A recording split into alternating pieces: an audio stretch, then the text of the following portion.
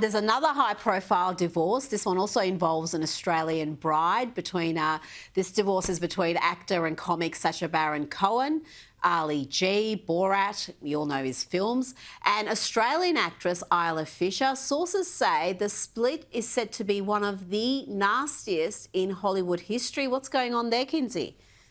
Yeah, you know, this kind of came out of nowhere, right? We assumed that everything was running smoothly when it came to this surprise separation after 2 decades. But while Isla was promoting Bridget Jones, she was talking to the media about how the women in her life are so important to her and have held her.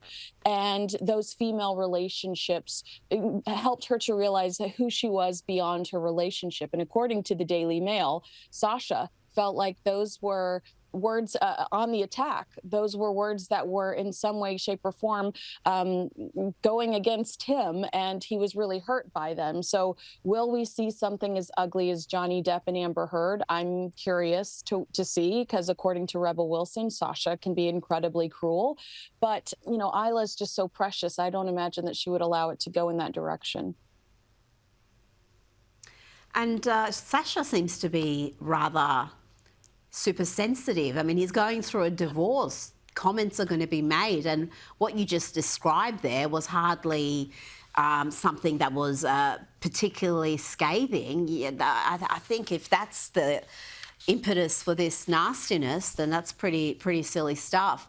Now, let's talk about actress Issa Rae, who I've never heard of, I've got to be honest, but apparently she had a sold-out performance at the Kennedy Center, but she cancelled it after President Donald Trump was named chairman of the venue. She claims that Trump's appointment is, and I quote, an infringement on the values of the institution. Kinsey, who is this woman, and what was this performance that she's now canned?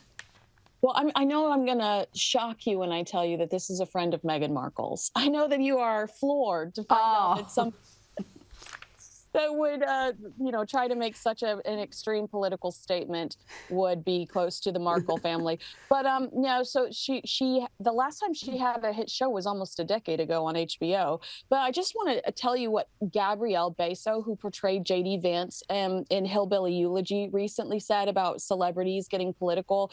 He said in a podcast called Great Company, we're court jesters, we're entertaining, we're public servants, we're there to perform, to entertain. And then all of a sudden, the jester, because he's in the courtroom, starts to be like, I might want to go sit on the throne. I think that that's important. I think that he's absolutely right. You're here to serve, you're here to entertain, and you're here to make life better and to help us escape. And this is one of those moments where I will struggle to ever support this woman now, because I know her politics and I disagree with the way that she's gone about making this point. I don't think it was necessary. And I think that other celebrities should realize that the safest bet is to just do your job and not get involved in politics. And when your job is pretending, which is what acting is, and reading out words other people have written for you, perhaps you're not in a position to be lecturing the country and the world about who they should be picking to lead them. Before you go, let's just quickly talk about CNN's Caitlin Collins coming under fire for promoting a fundraiser for Luigi Mangione. This is the man who allegedly murdered United Healthcare CEO Brian Thompson. She posted this now deleted tweet with a link to the Defence Fund. You can see it right there. She says she never promoted the fundraiser, but obviously that link leads to a site where you can donate, Kinsey. And there's a reason why she deleted the tweet. We've run out of time. Thank you so much for your time again, Kinsey Schofield.